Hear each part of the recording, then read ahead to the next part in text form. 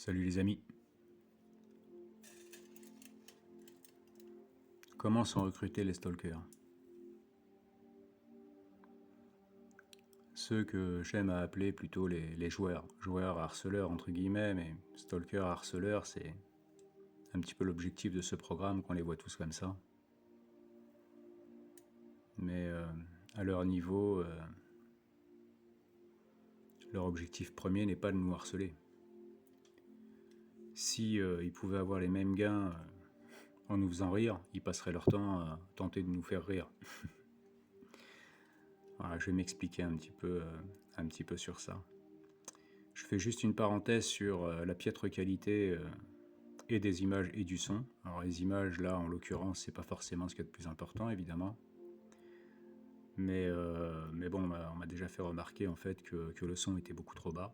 Donc je fais au mieux, mais bon, j'ai déjà testé micro, j'ai déjà testé 2-3 méthodes différentes, et puis j'ai ni le temps ni l'énergie en fait de faire des choses, que ce soit des montages vidéo, que ce soit faire des pistes audio, ce genre de choses. Voilà, j'ai tendance à avoir l'élan de faire une vidéo, même si des fois j'y pense un peu avant. Je le fais uniquement quand j'en ai l'élan. J'utilise un smartphone que je ne connecte jamais à Internet ou autre. Et je transfère ensuite la vidéo sur mon ordinateur et je poste. Voilà. Donc voilà, si c'est pas terrible, je m'en excuse, mais l'important pour moi, c'est de faire circuler ce que j'ai à faire circuler, sans pour autant prendre ça comme une véritable vocation, hein. C'est juste, encore une fois, une question d'élan.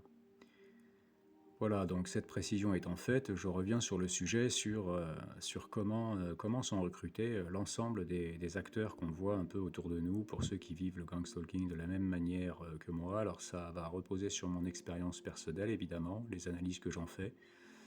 J'en profite pour dire que tous les propos que je tiendrai n'engagent que moi.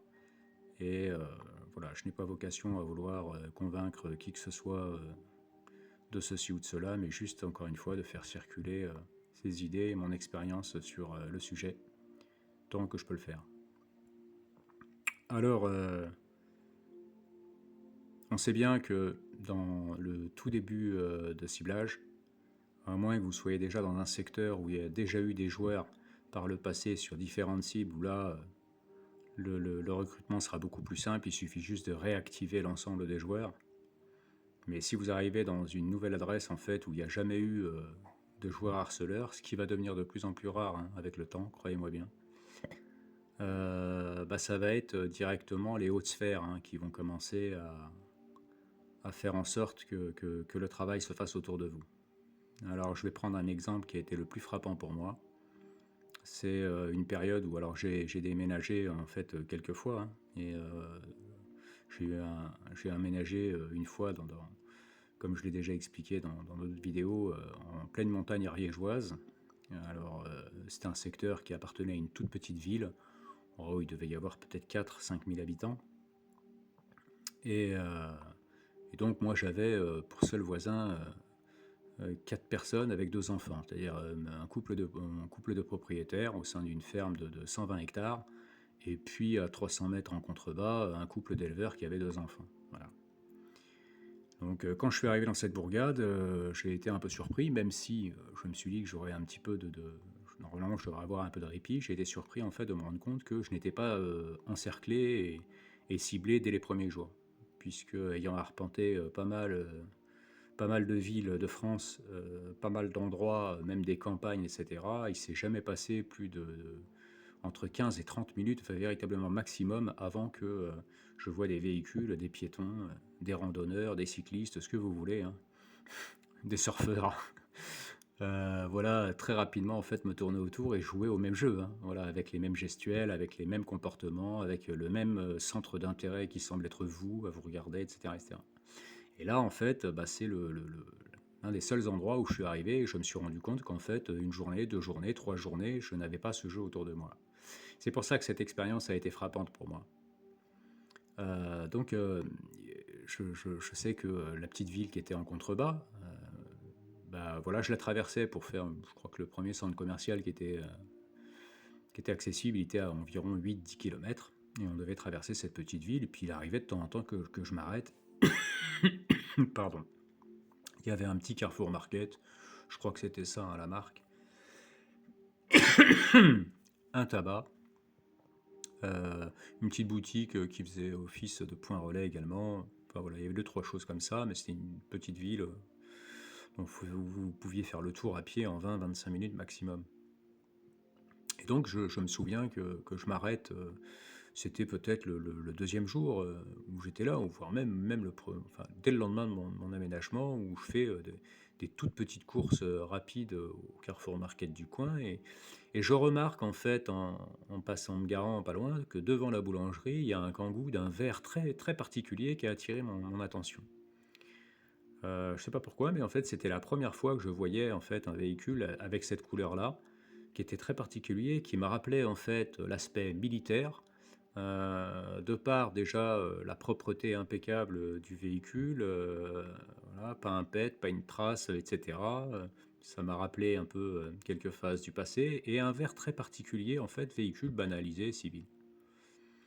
Je me souviens que 3-4 jours plus tard, je revois également même véhicule, et il m'a semblé en fait que la plaque d'immatriculation de mémoire était différente, et exactement la même couleur, le même verre. C'était la première fois que je voyais en fait un verre de ce type-là. Je ne l'ai jamais, enfin, je, je n'en ai jamais revu de manière générale en ville ou autre. Et donc, il se passe environ 1 an et demi. On se projette un peu dans le futur à ce moment-là. 1 an et demi plus tard, je vais un peu plus dans le sud, à peu près à 150 km au sud-ouest d'où j'étais. Et, euh, et donc dans une petite ville également. J'avais localisé en fait un bois dans lequel je m'étais dit que j'allais dormir durant la nuit, hein. Vous connaissez, pour ceux qui vivent ce qu'on vit, de temps en temps, réussir à avoir un peu de répit. Et donc j'avais donc localisé ce bois où je m'étais dit, bah tiens, j'y repasserai ce soir. J'y reviens le soir, je sais que je monte un chemin, je continue à monter, puis au bout d'un moment, ça sort du bois. Il y a un espèce de chemin de halage là qui sépare voilà, le bois de champ à perte de vue. Et sur ma droite, je ne sais pas ce que ça faisait là, il y avait comme une table de pique-nique qu'on peut trouver dans les parcs, une seule comme ça. Donc bah, j'en ai profité, je me suis installé, je me suis restauré, puis j'ai dormi dans mon véhicule. Au matin, j'ai été réveillé par un bruit de véhicule, donc j'ouvre les yeux, et là je vois une Jeep avec un gars en civil qui me regarde, et puis derrière, 2 kangous exactement de la même couleur, sans aucun signe distinctif. Le premier kangou avec 4 personnes en tenue militaire en train de me regarder en passant, le deuxième kangou avec 2 personnes en tenue militaire en train de me regarder en passant. Voilà, donc en fait, j'avais eu la bonne intuition 1 an et demi avant dans cette ville, où quand j'avais vu ces kangous en fait qui étaient garés une fois devant la boulangerie, l'autre fois devant la pizzeria, avec des plaques différentes. Pourquoi est-ce que je vous dis ça? C'est qu'en fait, dans cet endroit-là, je n'étais pas approché pour le moment, et vraisemblablement, il n'y avait pas déjà d'équipe en place qui avait déjà joué auparavant, qui avait déjà ciblé un individu auparavant. Et donc la première phase d'approche en fait va se faire par vraisemblablement des personnes qui appartiennent, hein, voilà, on sait à peu près d'où ça vient, un service particulier de la sécurité intérieure, et vraisemblablement, en tout cas, là, ça semblait être militaire. Et ce qui était étonnant, c'est qu'habituellement, un véhicule militaire, en fait, même s'il n'y a aucun logo, alors normalement, vous avez toujours au moins un logo, armée de terre, gendarmerie, ce que vous voulez, armée de l'air, peu importe, mais vous avez toujours en fait un signe distinctif que c'est un véhicule qui appartient à l'armée. Quand il n'y a rien du tout, strictement rien, c'est banalisé, c'est vraiment particulier. Donc, moi, ce verre-là avait attiré mon attention, et puis quelque part, ça m'échappe pas, parce que je vois à peu près comment fonctionnent les marchés publics dans ce milieu-là. Voilà, il y a un cahier des charges, on fait une commande en gros d'un nombre de véhicules pour un service en particulier. Ça peut aller de 20 véhicules à 180, voire plus, hein. Voilà, voilà, d'une marque spécifique, un concessionnaire, enfin, hein, vous m'aurez compris. Et là, a priori, bah, cette commande, c'était des véhicules qui étaient d'un vert qui ne ressemblait pas au vert militaire qu'on peut voir, les différents verts militaires, vraiment une teinte, encore une fois, j'insiste, particulière, mais qu'on ne retrouve nulle part ailleurs. Voilà. Et donc, pourquoi je vous dis ça? C'est simplement que, ben, vraisemblablement, la première approche, c'est de vous faire passer, voilà, d'approcher en fait des gens qui sont gérants de magasins, etc. Alors il faut savoir que depuis qu'il y a tout ce qui est terrorisme, antiterrorisme, etc., le service vigilance voisinage, etc., la plus grande majeure partie des chefs d'entreprise, patrons, gérants de sociétés et notamment de magasins, sont briefés, ont des demi-journées ou des journées de formation en fait liées au terrorisme et à toutes les mesures à prendre en cas de. Et bien souvent, ils bénéficient d'une application dans laquelle ils vont être directement alertés dans la mesure où il va y avoir quelqu'un qui soi-disant a été listé ou est identifié comme représentant un danger pour la nation. Alors, évidemment, on a été listé en tant que voilà sur ces blacklists par des gens qui sont, euh, qui sont vraiment loin d'être honnêtes et qui ne pensent absolument pas à la sécurité de la nation. Hein, voilà, c'est pas leur objectif. Parce que si moi je suis un danger pour la nation, bah, les dedans que. Bref, je pense que ça en fait rire certains. Et donc, je me suis rendu compte que très rapidement, le petit Carrefour Market en question, bah, le gérant qui au début me calculait pas du tout, se mettait à me regarder avec insistance et puis se mettait en fait à être dans tout. Enfin, il y avait trois rayons. Bah, dans les trois rayons, à chaque fois que voilà, j'allais prendre un truc là ou un truc là, bah, il était dans un rayon, il était en train de bouger trois paquets de BN. Là, dans ce rayon-là, il enlevait une lessive pour la remettre à sa place, etc. Mais en fait, il était en train de me regarder en permanence et il était dans les rayons en train de me surveiller, une haute surveillance. Comme un agent de sécurité qui vous suit en pensant que vous avez dérobé quelque chose. Dans le petit magasin Point Relais, c'est pareil en fait. C'était un couple avec leur fille et j'ai bien vu en fait le comportement en fait de l'homme en question qui, ça trompe pas à un moment donné, hein. Le regard, voilà, on voit qu'il y a quelque chose qui fait que soit il se pose des questions vous concernant, soit il vous regarde avec un côté un peu impressionné, soit voilà. Donc cette première approche pour vous faire passer pour un individu, donc c'est les premières campagnes de diffamation et ça c'est la première approche en fait, la première phase qui va faire en sorte que bah, d'une part il y a un retour d'informations vous concernant, voilà, il rentre à tel endroit, il sort à telle heure, voilà, il va dans telle direction, ce genre de choses. Et ensuite, une fois que cette première phase a été faite, il va y avoir en fait certainement une sélection des individus qui ont été préapprochés au départ pour les faire rentrer dans ce jeu que j'ai tendance à expliquer de manière générale, qui a été mis en place, qui permet d'une part, soi-disant, de faire croire que vous luttez pour la sécurité, pour chasser des vilains, et d'autre part que vous pouvez avoir des gains conséquents. Mais il va y avoir une catégorie de personnes, enfin ils peuvent être nombreux, mais il va y avoir une catégorie de personnes en fait qui va être briefée parce que ces personnes-là en fait vont avoir accès à des informations, hein. C'est-à-dire que ce soit une application par réseau crypté, dark web, ce que vous voulez, mais ils ont quand même une forme d'arme de destruction massive entre les mains, c'est-à-dire qu'ils sont capables de vous infliger des attaques électromagnétiques voilà, par beamforming avec les smartphones, etc., etc. Donc c'est assez louche hein, à entendre ce genre de choses pour les gens qui ne sont pas accoutumés à ça. Mais voilà, moi c'est ce que j'ai pu remarquer, même si d'autres procédés peuvent être utilisés. J'ai bien remarqué en fait avec les années que la majeure partie de mes symptômes étaient directement liés en fait à la présence d'individus utilisant leur téléphone portable et par des placements et des croisements bien particuliers, comme je l'explique dans d'autres vidéos. Donc, ce qui s'est passé en parallèle, c'est que bah, moi, j'étais chez moi au sein de la ferme en question. Bon, bah, j'étais plus ou moins heureux, puisqu'il s'est passé environ 15 jours ou 3 semaines avant que ça commence. Avant que ça commence à taper dans le bois dur, hein. Donc, très rapidement, je veux dire, en 3 4 jours, je commençais déjà un petit peu à être suivi. Le centre commercial un peu plus loin, il y avait déjà des gens qui commençaient à rentrer dans le magasin. Donc, il y a déjà un recrutement qui avait été fait. Même une campagne de diffamation et un recrutement. Et ça faisait déjà à peu près 3 4 ans hein, que j'étais ciblé, entre guillemets.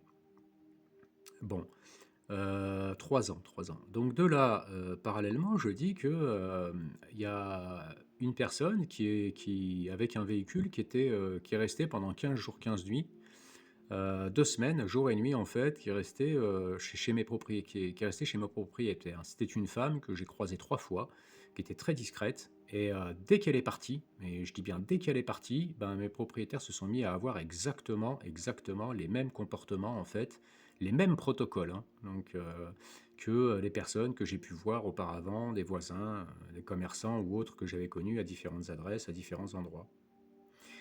Et très rapidement, le couple d'éleveurs qui était en contrebas à 200-300 mètres, bah, je voyais mon propriétaire qui était sans arrêt avec eux en train de les voir, et bah, ils se sont mis à faire exactement la même chose. C'est-à-dire qu'ils faisaient même s'ils n'étaient pas nombreux, effectivement, ils faisaient ces croisements et ils bougeaient dès que je bougeais. Dès que je sortais de chez moi, j'allais à la boîte aux lettres, je prenais le véhicule, etc. Quelle que soit l'heure, en fait, il y en avait tout le temps, au moins deux d'entre eux qui se mettaient à sortir. S'ils étaient déjà dehors, ils se mettaient à se déplacer très rapidement, en fait. Je voyais tout de suite un comportement qui était différent. Et j'insiste sur le fait de la personne qui est restée 15 jours, 15 nuits, parce qu'il y a une formation, hein, pour ce genre de choses. C'est-à-dire que les gens qui vont véritablement vous encercler au plus proche, voisinage, etc., vont être formés en fait à agir selon des protocoles bien particuliers et voilà, à pouvoir jouer à ce jeu-là. Et les recrutements par la suite vont se faire en fait non pas systématiquement par campagne de diffamation, ils vont se faire en fait simplement par les intérêts et les gains. C'est-à-dire que dans les premières personnes qui vont commencer à jouer, selon les objectifs atteints, bien souvent ça va être la création de nouveaux symptômes, alors dispositifs dans le corps, ce que vous voulez, hein, je ne rentrerai pas dans ces détails-là parce que ce n'est pas le sujet de cette vidéo, bien que moi je suis convaincu pour ma part, enfin j'ai déjà ressenti des choses et encore une fois je ne rentrerai pas plus dans les détails. Dès qu'il y a obtention de résultats, il y a gain. Et dès qu'il y a gain, en fait, bah, il suffit derrière de montrer des gains, d'expliquer un petit peu que voilà, il y a des gens qui peuvent en fait une communauté bien particulière et privilégiée qui peut voilà intégrer, hein, on peut intégrer cette communauté qui permet en fait de jouer un peu aux gendarmes et aux voleurs. Alors qui sont les gendarmes, qui sont les voleurs, hein, j'ai envie de dire, qui décident de qui sont les voleurs d'ailleurs, gendarmes et aux voleurs, et avec une possibilité de gain conséquent, et que si un tel système existe, c'est que nécessairement ces gens-là, ils l'ont forcément mérité, puisque on ne s'amuserait pas en fait à mettre des gens sur des listes et puis à faire gagner de l'argent autour d'eux s'ils n'avaient pas fait quelque chose de suffisamment, voilà. Et donc je prendrai cet exemple une fois à la salle de sport. Il y en avait un qui était particulièrement virulent, puis lui, il ratait aucun rendez-vous, hein. Chaque fois que j'y allais, le mec était là. Mais je le suspectais en fait d'aller à différentes salles de sport, de passer son temps à ça, et de driver un peu des gens qu'il avait recrutés à droite à gauche dans les salles de sport pour suivre différents ciblés. Je sais pas pourquoi, mais j'avais vraiment ce sentiment-là. Le type qui avait l'air d'être plutôt tranquille, souple sur les pattes arrière, et puis je veux dire bien physique, bien sportif. Il faisait ses séances, mais je voyais bien qu'il avait cette tendance à être tout le temps en train de discuter avec des personnes bien particulières, et que quand il n'était pas là, d'un coup d'un seul, ces personnes-là étaient systématiquement là derrière moi, quoi. Et puis je les voyais derrière, c'était comme s'il les rebriefait quand il était là à nouveau. Mais il ratait quasiment aucun rendez-vous, c'est-à-dire que parfois, il partait 5 minutes après que je sois arrivé, mais il y avait toujours ceux qui l'avaient briefé avant qui restaient, ou qui arrivaient dans la foulée et lui partait après. Et puis je me souviens qu'un jour, j'avais tout le temps mes écouteurs, mais de temps en temps, j'écoutais pas de musique, et j'entends un des gars qui l'avait briefé, que j'ai vu d'ailleurs au centre commercial après, que je voyais dans la rue un peu plus loin au feu rouge à 7 heures du matin, enfin le truc qui a rien à voir, mais qui commençait en fait à me pister sévère. J'entends donc ce gars que je suspecte être un peu un coach de ce genre d'équipe, de recrutement, etc., qui était en train de lui dire regarde, en lui montrant son téléphone, il lui dit 1906 euros et on est le 4 du mois. Et je vois le gars à qui il parlait avec des billes à la place des yeux, impressionné. Moi, je laisse passer un petit peu de temps, puis au bout d'un moment, entre deux exercices, je m'approche, et puis de façon amusée, j'ai envie de dire, je lui dis, dis, j'ai eu l'impression tout à l'heure que tu étais en train de parler de gains, d'indépendance financière ou autre. Je lui dis, si tu as un plan, tu me le dis, hein. Et là, je le vois, il se laisse pas démonter, un peu surpris, mais il se laisse pas démonter. Il me dit, non, non, il me dit, j'étais juste en train de lui dire le nombre de calories qu'il fallait qu'il mange par jour. Moi, j'ai bien entendu 1906 euros et on est le 4 du mois. Et puis, je sais qu'à 2-3 reprises, en fait, je les ai entendus parler, me concernant et voilà, j'ai des éléments, en fait, qui me permettent de dire qu'effectivement, il s'agissait, de ça. Donc il y a, ces gains, en fait, alors c'est encore une fois, par crypto-monnaie, par, je ne sais pas, mais c'est pas l'objectif encore de cette vidéo, sinon je vais digresser. Mais voilà, en fait, la seconde phase qui va se faire en matière de recrutement et ça va être pyramidal. C'est-à-dire qu'à partir du moment où vous avez des premiers résultats, vous avez créé, mettons, des symptômes bien spécifiques chez une personne, il va pouvoir y avoir, à partir de ces symptômes, la possibilité de les maintenir, de les amplifier et d'en créer d'autres. C'est comme si vous créiez, une espèce de réseau, à l'intérieur du corps, de la personne qui va permettre, en fait, d'enchaîner au fur et à mesure du temps, des symptômes supplémentaires qui va faire que vous avez la jambe droite avec, des fourmillements à la jambe droite en permanence, qui va faire que vous avez des maux de tête, 20 heures sur 24, qui va faire que vous avez une pointe dans le dos, 24 heures sur 24, que vous avez des acouphènes, et cetera, et cetera.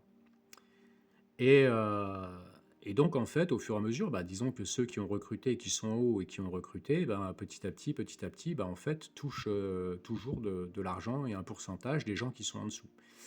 Donc, il y a des gens, en fait, qui peuvent avoir plusieurs ciblés dès le départ et puis avoir recruté autour pour plusieurs ciblés et en fait avoir atteint déjà l'indépendance financière et pouvoir montrer cet exemple-là en matière de recrutement pour recruter toujours un peu plus bas, etc. Voilà comment on peut expliquer très rapidement en fait qu'on passe de 5 à 10 personnes, à 20 personnes, à 40 personnes dans son environnement proche, dans son voisinage. Moi, ça fait 2 ans que je suis ici. Je vois en fait dans mon voisinage de plus en plus de personnes qui participent dans des rues adjacentes, un peu plus loin, etc. Je vois également dans le centre commercial où je vais, il n'est pas bien grand, hein, mais je fais mes courses une fois par semaine, je suis assez physionomiste, je reconnais très très très très rarement les mêmes personnes. Alors à la salle de sport, oui, je reconnaissais à peu près les mêmes personnes, mais là c'est très très rare. Donc une fois par semaine, en l'espace de 2 ans de temps, je vous laisse faire le calcul, à chaque fois c'est entre 15 et 20 personnes au minimum qui sont en train de jouer à ce jeu-là pendant que je fais mes courses, qui arrivent quasiment en même temps que moi, qui sont à la caisse en même temps que moi, qui sont dans les rayons en même temps que moi, etc., etc., qui ont ces gestuelles bien particulières. Et donc en fait, voilà, à chaque fois, ça va être des recrutements et plus il va y avoir de ciblés, partout où ils vont aller, plus on va recruter des équipes qui vont jouer à ce jeu-là, en sachant qu'à partir du moment, comme je le disais tout à l'heure, qu'ils ont déjà joué à ce jeu, même si le ciblé est parti, bah, il va y avoir d'autres ciblés qui vont arriver à un moment donné. Et donc, bah, il suffit de réactiver ces réseaux. Il n'y a plus besoin en fait de faire ce premier recrutement par diffamation et par j'ai envie de dire, des organismes officiels, par des personnes qui vont sortir des cartes officielles, voilà, sous couvert d'eux, etc. Sécurité, truc muche, machin. Ils n'auront plus besoin de se mouiller, quoi. Je pourrais prendre plein, plein, plein d'exemples en fait, mais moi j'ai pu voir à plusieurs reprises les approches, et notamment, je leur donnerai encore un exemple, mais j'en ai plein des exemples comme ça, c'est-à-dire les voisins qui parlent à d'autres voisins, qu'on va voir pendant 3, 4 jours, 5 jours, 6 jours, 15 jours, à chaque fois qu'on sort ou à chaque fois qu'on revient chez soi, on va voir un voisin en train de discuter avec le même voisin.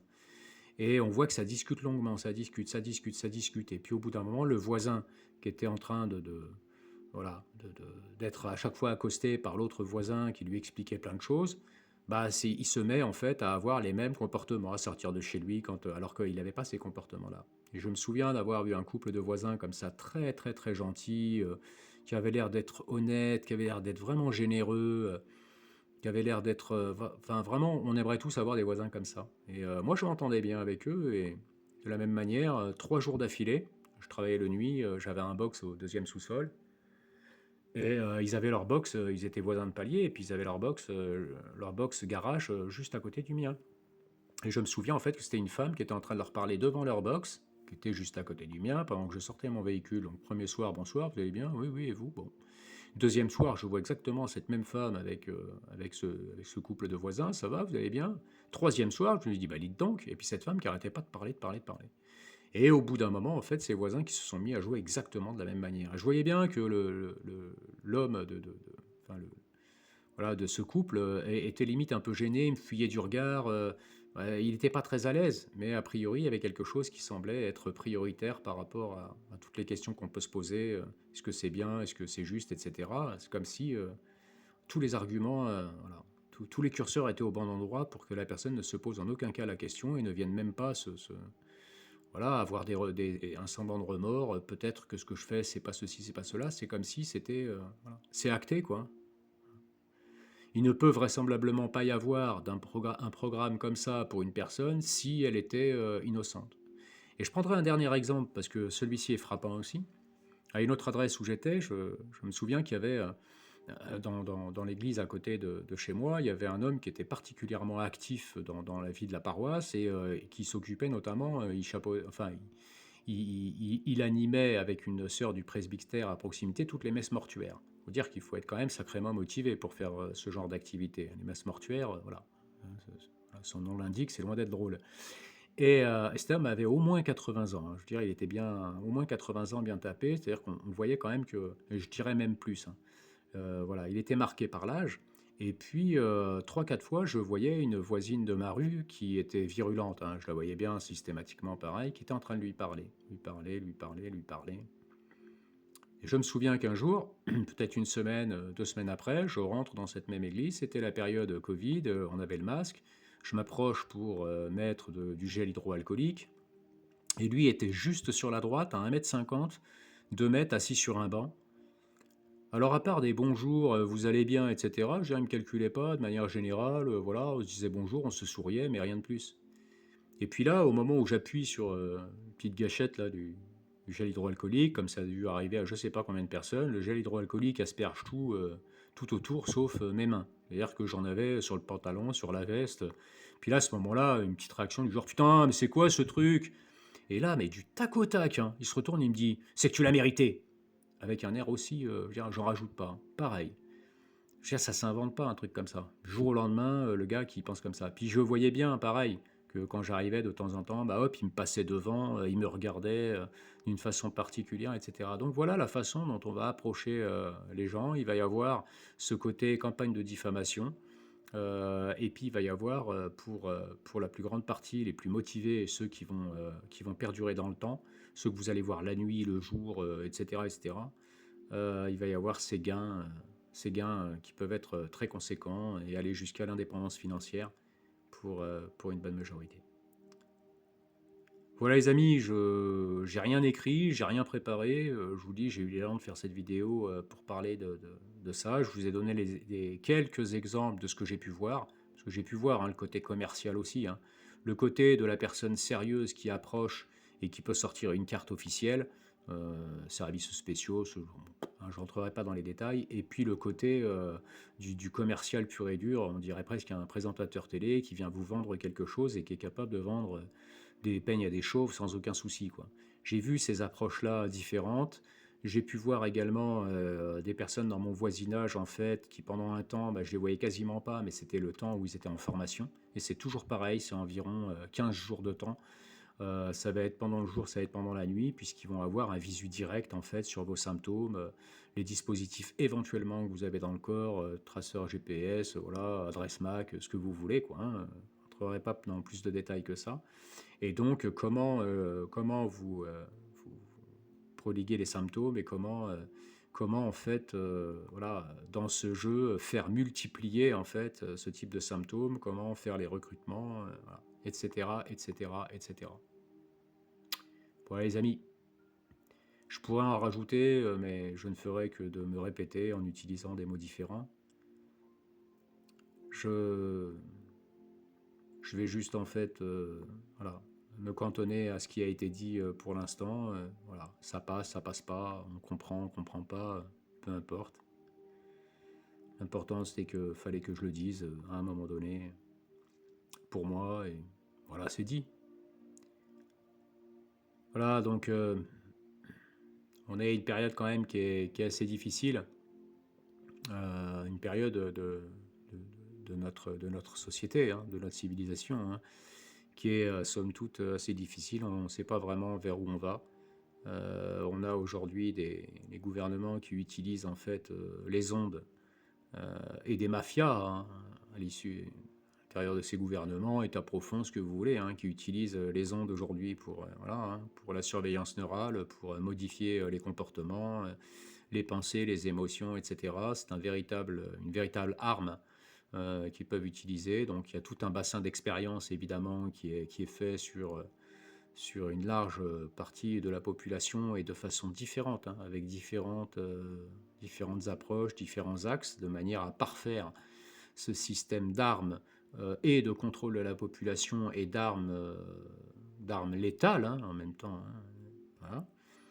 Et puis il y a aussi ce programme de dépopulation dont je parle qui rentre dans lequel ce programme rentre également. Hein. Petit à petit, ça court-circuite pas mal de gens. Voilà. Et puis il y a d'autres raisons également. Hein. Mais on en est là. Et c'est quelque chose qui commence à s'étendre. En fait, d'ailleurs, ça ne fait pas que commencer. Mais ça s'étend depuis plusieurs années à l'international. Hein. Il y a des ciblés qui pourront vous le dire, et moi le premier, à l'étranger. Voilà. C'était exactement la même chose. Allez, j'arrête là les amis. Sinon, j'arrêterai pas, on sera à 1 heure de vidéo et je ne ferai que de me répéter. Je prends juste un instant pour me connecter à tous ceux qui, entre guillemets, qui souffrent la misère, qui galèrent vraiment. Parce qu'il y en a vraiment qui souffrent voilà, plus encore que d'autres, même si tous en galère. Voilà, tout ce qui a débuté, tout ce qui a un début a une fin. Tenez bon, autant que faire se peut. Prenez soin de vous les amis.